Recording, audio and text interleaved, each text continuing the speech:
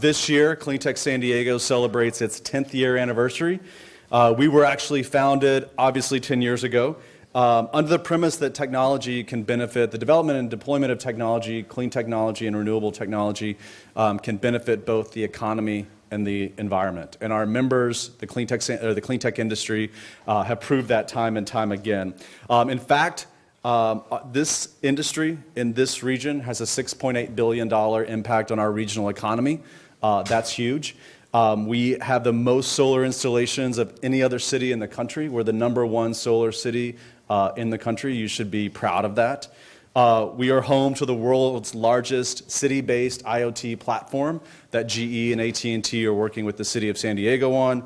We're also home to the world's largest lithium-ion battery storage project that SDG&E just released. Because of these things and a whole host of others, we rank #3 in the country in terms of clean tech leadership, and we're excited and waiting patiently because the report that comes out every year that ranks metros, regions, should be out next month. So we're anxiously awaiting what that looks like. So it should be no surprise to any of you in this room that we have a lot of really smart people in San Diego that are doing some really innovative and cool things and really changing the way we generate, manage, and distribute electricity. And some of those people are here this morning. All of you are smart, obviously. But some of those people that are representing these companies and these new technologies are who we have here today. With the support of the California Energy Commission, we are working with a number of regional partners to support early-stage energy entrepreneurs in our region. We're really tapping into the resources that are available into this region, in this region, bringing them together and supporting early-stage entrepreneurs to help them get their product to market as quick as possible and hopefully as painless as possible. And leading that effort on behalf of Cleantech San Diego is Marty Turock. Hopefully all of you know Marty. If you don't know Marty, you should know Marty. Marty has been, he's the longest serving team member of Cleantech San Diego. Marty has actually been around since day one. It ages him a little bit. But Marty has been managing projects on behalf of this organization for a number of years.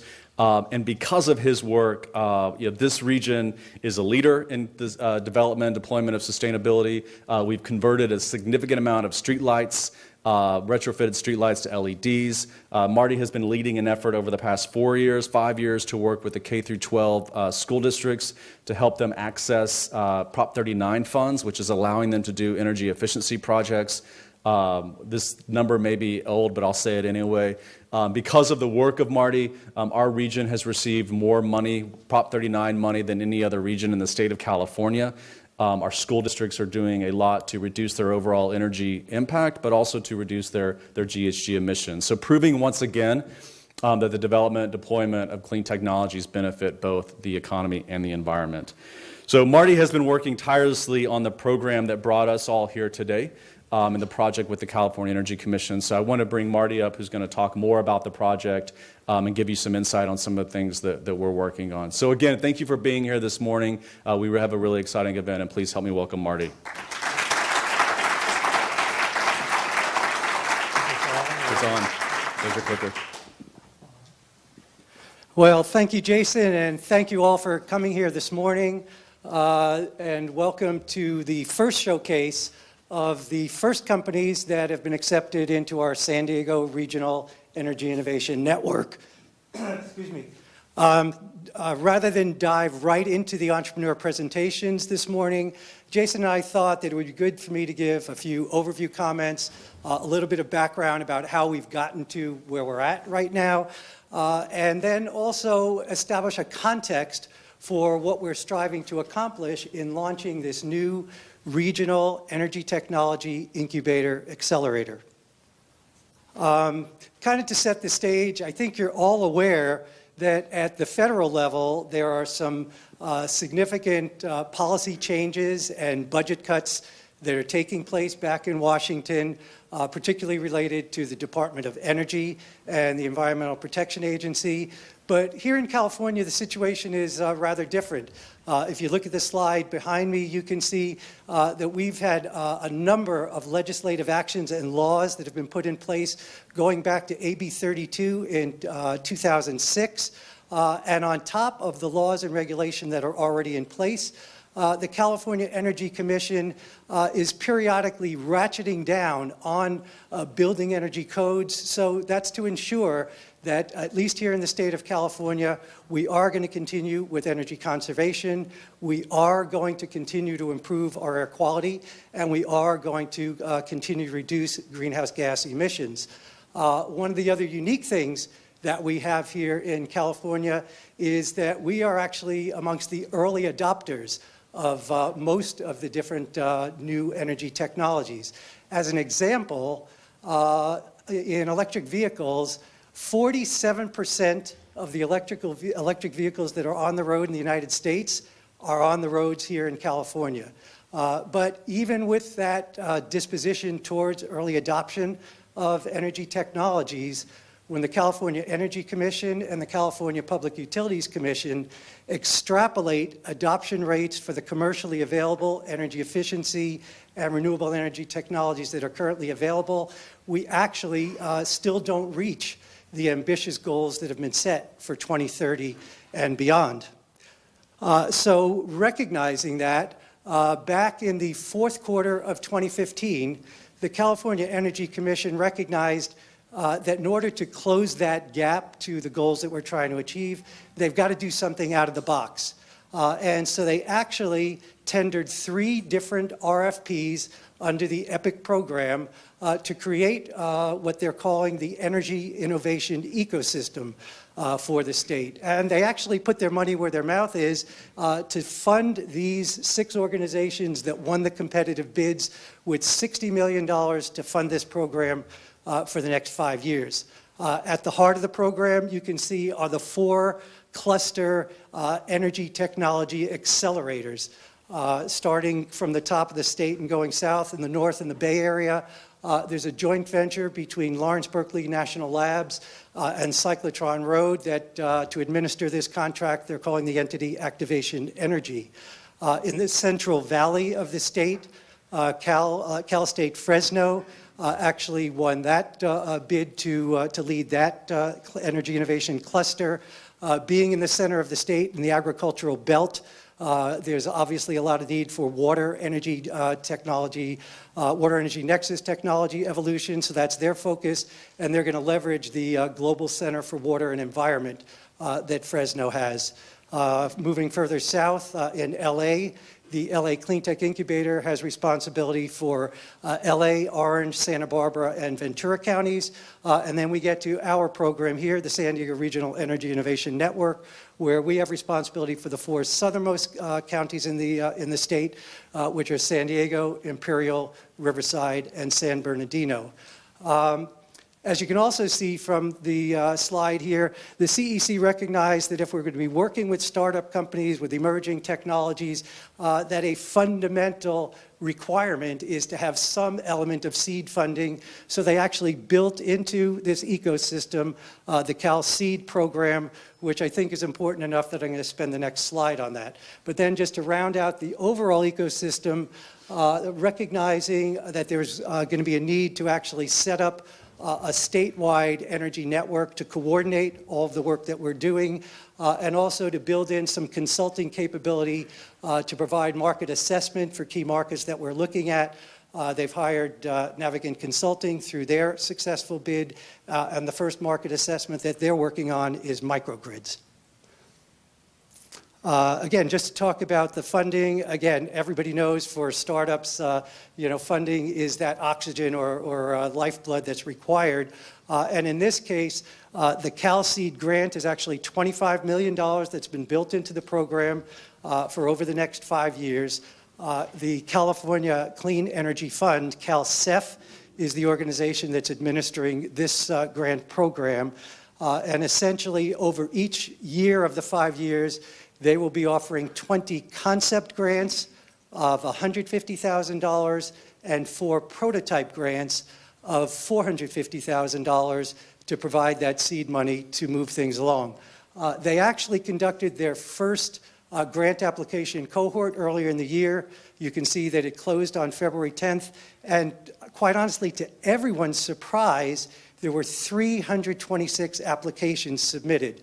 So I think what that really shows is clearly there is a vibrant energy startup technology community across the state, and I think the ecosystem that the CEC has built is clearly going to be able to support those companies and others that we identify going forward. So now that you've got an idea of the CEC's statewide vision of what we're trying to do here to advance and accelerate commercial traction of new energy technologies, let's now focus in on what we're doing here with our San Diego Region Innovation Network. Okay, start out by just introducing you to our partners. Cleantech San Diego actually is the principal investigator for this CEC EPIC grant program that we won through the process. As you can see, since most of the partners are San Diego centric, one of the most important things was to have outreach to the other counties that we are working with. And so the Inland Empire Economic Partnership is working with us, and the Imperial Valley Economic Development Corporation is also one of our partners on outreach. Besides outreach to identify energy startup companies, obviously one of the other important things is we can't just rely on the CalSeed grant funding for us, so we need to be able to reach out to the investor community, and the San Diego Venture Group is our partner to help in that regard. And for those of you who are not aware of it, Mike Kren and the San Diego Venture Group actually have opened up a beachhead office in San Jose, in Silicon Valley, and so they are now able to bring San Diego startup companies up to Silicon Valley and introduce them to the VC network up there. Next column over, you can see San Diego State University and UCSD. They're going to provide human resources and facilities to help our entrepreneurs with their technology and market validation efforts. We've got the Center for Sustainable Energy and the University of San Diego. They're going to be applying their regulatory policy expertise and guidance. And then, of course, if we're setting up an incubator and accelerator here in the San Diego region, we've got to tap into one of the most successful incubators and accelerators, connect and leverage their Springboard and other programs to provide that business acumen to complement the technology expertise that our entrepreneurs bring to the party. I'm also pleased to announce that just through the first 4 entrepreneur intake sessions that we've conducted, and I guess through word of mouth, 4 other premier participants, organizations in our San Diego startup community, Cybertech, Tech Coast Angels, Caltech Flow, and EvoNexus, seeing what we're doing and understanding the mission, they have all asked to be formal partners working with us. So again, the partnership and our scope even continues to grow.